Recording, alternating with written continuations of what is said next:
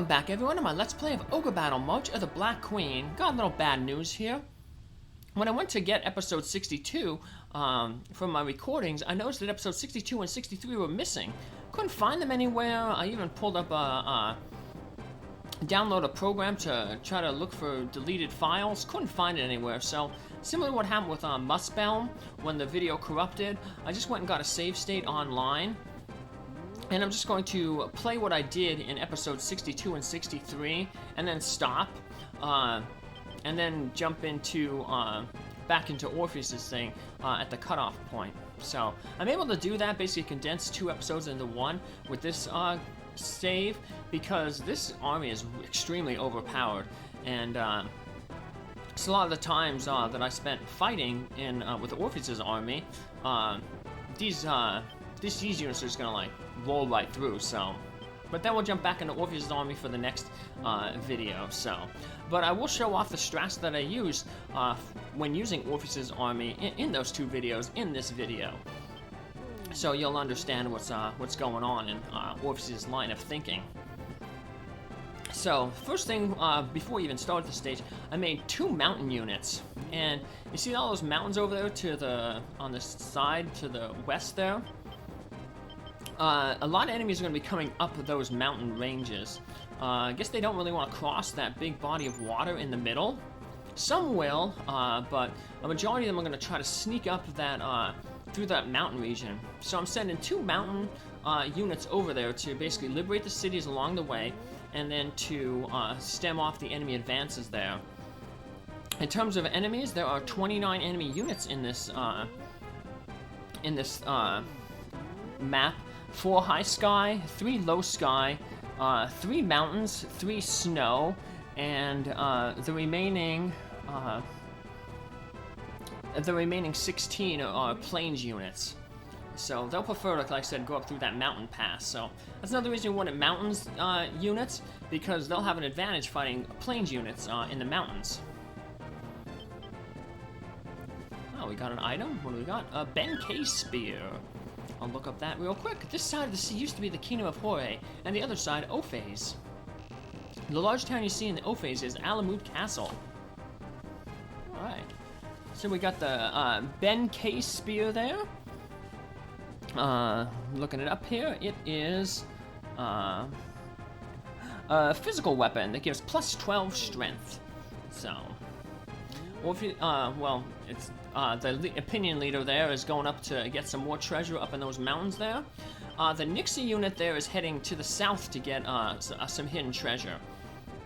And then as soon as she gets that hidden treasure, she will be heading over to the west, because there's a little town on a peninsula that's kind of shorter distance between the waters, between the 2 shores on the water. So sometimes enemies will want to come across there. So then we got a Thunder Spear there, obviously a Thunder Elemental. It gives plus 9 strength. And now the opinion leader is going to find another piece of treasure here. A Slicing Sword. Physical Sword gives plus 4 strength. Not very good, but, you know, better than nothing, I guess. But, like I said, these are weapons that we're not going to have, because, like I said, we'll be jumping back with Orpheus' army for the next episode. So our mountain units are going to head over there, liberate all those cities along the way. And then our other units are going to kind of congregate in the middle. There's a temple. They'll hang out there, and that'll be where they'll, you know, go to rest. So we're going to have like a little fish hook kind of line of defense with the one hook end in the mountains, then the other part is going to loop around across the sea. Let's get rid of some cards here. The Gemini Twins use a method of fighting called the Gemini Attack. We heard about the Gemini Twins earlier, that they're very, very powerful. Like, they may be like half giants. I heard that it's so powerful it can kill a dragon in a single blow.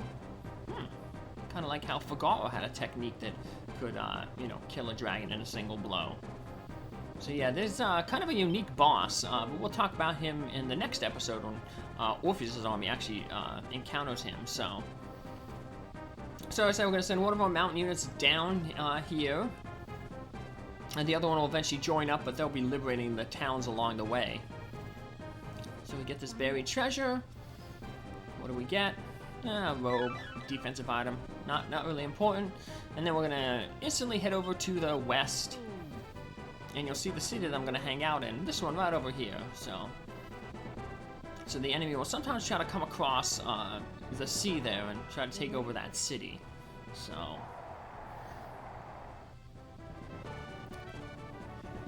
let's pull a card. What are we gonna get? A star card. Good for fighting bosses. If, like I said, we don't need it for this unit. So the Gemini twins are named Castor and Polydeuces. The blonde one is the elder brother Castor, and the other is Polydeuces. All right. We'll learn more about them as we continue to liberate some cities here and temples. Yeah, so Orpheus' unit, or the opinion leader unit basically here, is going to hang out in the back here and liberate these cities. And then once we get the line of defense, we'll move forward and like liberate that city there in the middle island there. But this temple here is the main temple where you're going to be like sticking around to do your healing. So, the desert you see to the west is part of the giant Dalmun Desert. And Gazalfrey is apparently in the Dalmun Desert. So, yeah, defeating this map will open up that map for us. So, we got a neutral encounter here. In the water, we got a Kraken. So, in terms of other neutral encounters, we can get red dragons in the mountains, level 18. The Krakens are level 17, and we can get Tiamats in the desert. So we definitely want to get a Tiamat. We'll get a Tiamat when we recruit Fogel eventually, but we're going to need another Tiamat so we can turn it into that zombie dragon with that spare undead ring we got. So we definitely want to get Tiamat in the desert here to get that unit marked off in our army. So here we have a flying unit. You can see how powerful these characters are. So yeah, they're doing triple-digit damage. They must have used they used a lot of strength potions and stuff to max out most of these guys' stats or get them very close to max. So yeah, that's why I said we're able to basically condense 2 episodes worth of fighting into 1 episode because. Like I said, with Orpheus' army, they're not as powerful, so they wouldn't be able to, have defeated that enemy in 1 unit, so there'll be a lot more fighting. So, but the tactics still work, so. And you'll see that because not all the enemies will be defeated when in the next episode, so Orpheus' army will still be doing quite a bit of fighting. I heard that the Gemini twins are actually half human and half giants. They are certainly stronger than any human should be, so the rumors may be true. Alright. We'll continue to move around here, grab some cities. Nice thing about this area is a lot of cities are really close to the rebel base. So, it's not too, like a lot of times we were losing money because we didn't liberate a lot of cities as we were making our advances.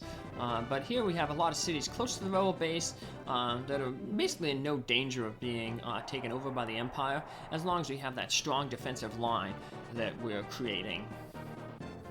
So, it's good. We get to not necessarily worry about money. So, there are 2 generals in the Alamo Castle called the Gemini Twins. But however, when you go there, you'll notice that when we actually fight the boss, only one of them has the leader token, leader symbol on them. And the interesting thing is, you don't have to defeat both the Gemini twins to win the battle. If you defeat the one who has the leader token on him, and then you can run away, the game will still count as a win. So you don't have to defeat both the twins. So that's pretty interesting. So, although if you only defeat the one twin who isn't the boss, and then you lose the battle, then they'll be like revived instantly for the next time you go to fight. So, we actually managed to recruit that Kraken. last time that Kraken wasn't want to be a friend with us. So as you can see, there's a bunch of units over there, but they're not going to be crossing the sea. They're going to be heading up those mountains. So that's another reason. That's why I said to create 2 mountain units to stem off those that advance. So now these units are so powerful that they're just going to roll through all those units. But with Orpheus's army, what I ended up doing was basically the city that I'm about to liberate at the tip of the mountain chain. That's where I kind of stuck around for a while to do healing when the characters were injured and hurt. So I had one unit fighting, the other unit hanging out and healing. Then when that one unit was hurt, it would retreat back to the city, and the other unit would come in and would get the healing. So altered the units that way. That's why I made 2 mountain units. So you can go with more though, but two was enough. 2 I found was good enough. So you're only allowed to deploy 10 units total, so 9 extra beyond your opinion leader. So we want to have a bunch of other units to, be in the sea area there. There have been a lot of red dragons in the mountains lately. If you catch one, it's sure to help you. Yeah, so that gives you a hint on where the neutral encounters, the red dragons, are in the mountain areas. So, but we don't need any red dragons. We got enough. But yeah, you see all of them basically, they're going to be heading up that mountain there. So we're going to send our other sky unit up there. So that city that I'm about to liberate there, up to the north, that's the city where I kind of hung out at. Placed 1 unit in the beginning of the mountain chain. They hung out there. Remember, if a unit isn't moving and the enemy reaches them, they'll fight on the terrain of the unit that's not moving. So we parked on the mountain, so we were fighting on the mountains, got that little home field advantage being a mountain unit, and then we just stayed there until we needed to retreat and heal up, and then we just switched out mountain units. So, and once that initial wave was kind of taken out, then we kind of moved our way down a little bit. There's a city, see over to the left of where all those units are, then we eventually moved down to that city. So it was a slow progression. Like I said, it took me 2 episodes to reach it, but I'll do in 1 episode what I did in that one, just because of how powerful these units are. So yeah, so this thing, Stun Creek, it said.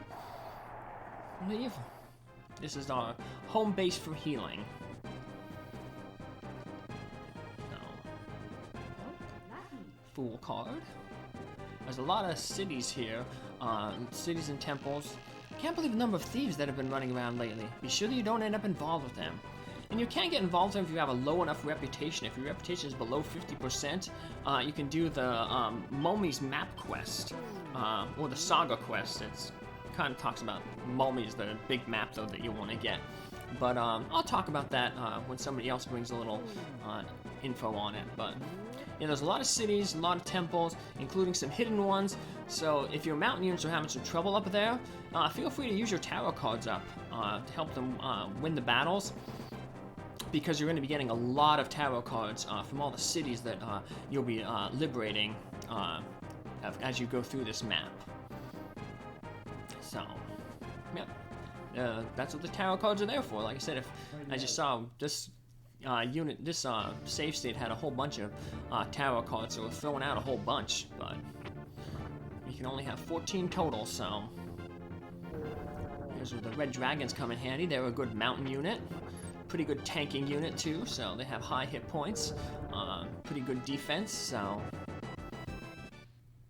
threw them in there with a princess and a monk to help them increase their survivability. You know, as you can see, we'd have to retreat pretty far back to get to that town if we needed healing. It did happen occasionally, but like I said, that's why we had the backup reserve unit to take care of. So, yeah, this is definitely way more powerful than Orpheus's army is, but don't worry, we'll be seeing Orpheus and his army soon, so.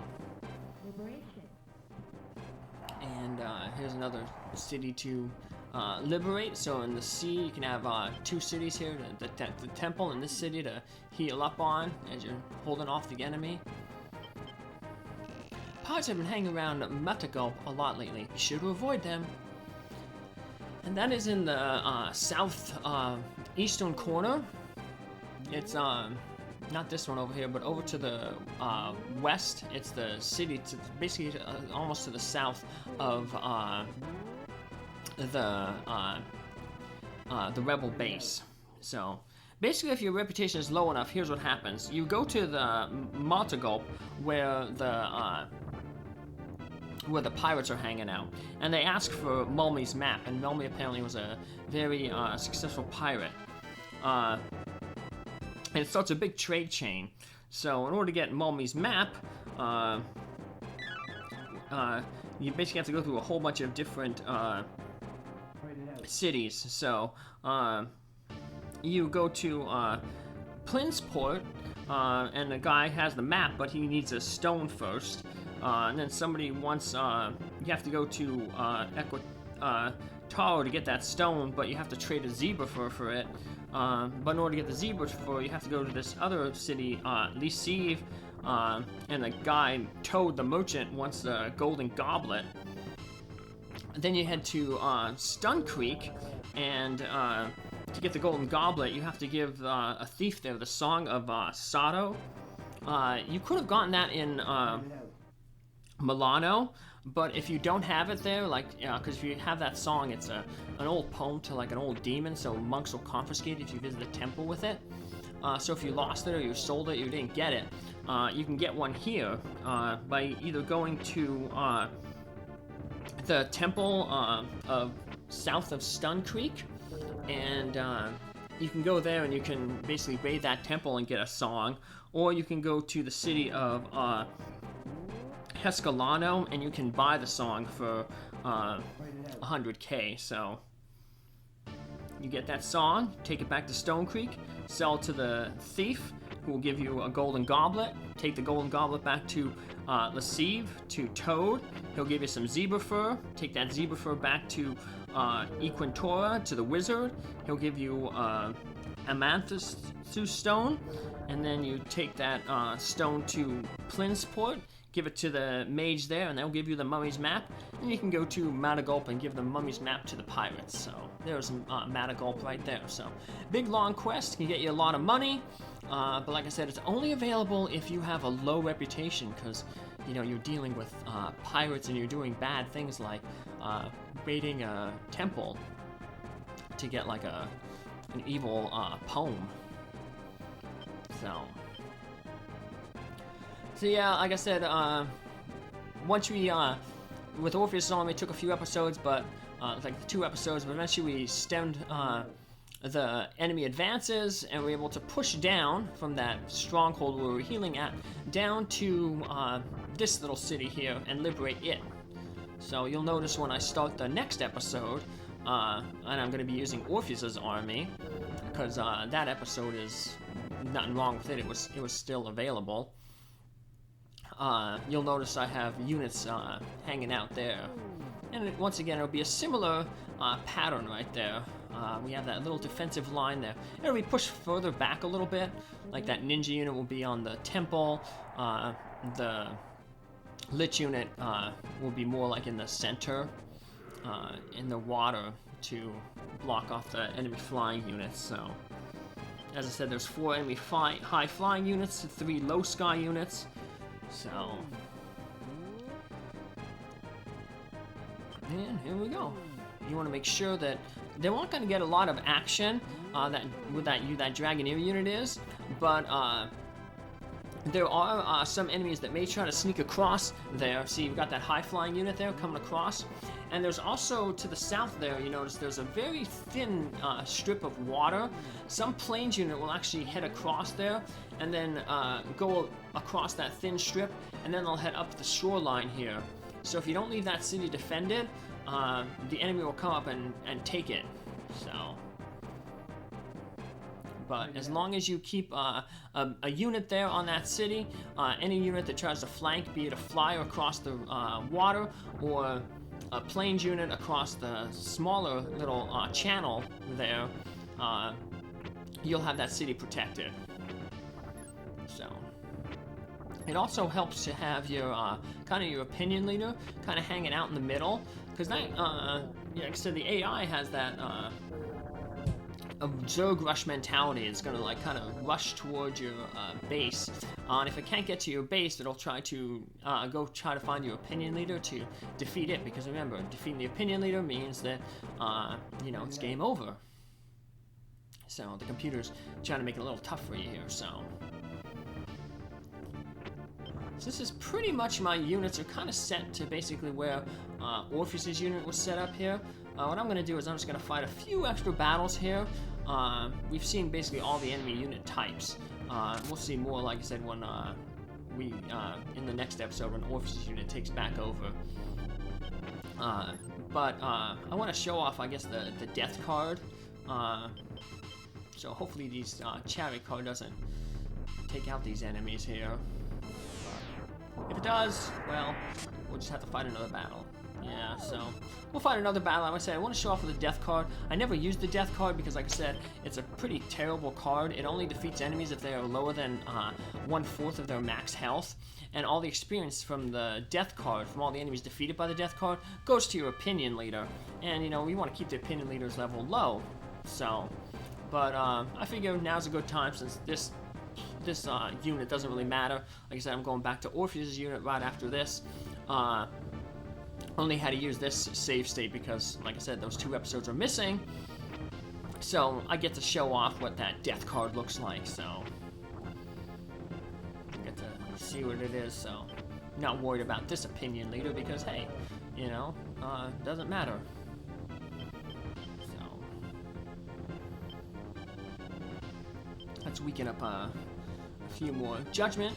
These are Judgment is white magic. These guys have high white magic resistance, so using that should lower their hit points pretty much to the point where the death will take them out. So yeah, unfortunately we defeated that one Eagle Man, but that's okay. The death now is in all the other characters are in range for the death. The Grim Reaper comes down, swings a scythe. Any enemy below 25% of their max health, instantly defeated. All that experience goes to the opinion leader. So, well, that's it basically for this episode. Next episode we'll jump in. It'll look a little different because I'll be using Orpheus' army. Because the map is going to be a little bit different, the unit positions, I'm throwing up this little map here just to kind of give a little summary of what I did. All the things that were circled are basically treasures that I uncovered. Cities and temples that are circled are ones that I've liberated. The purple line will be the line of defense that Orpheus' army is set in. And then all the red lines are basically where the enemies kind of their paths that they're taking to attack. So you can see why the purple lines are where they're at, because it blocks off all those main approaches that the enemy does. So thanks for watching. Thanks for understanding about you know, the little mess up there with losing those 2 files. I appreciate it. Thanks for your continued support, and I'll see you next episode back with Orpheus' army. Have a good day. Take care. Bye.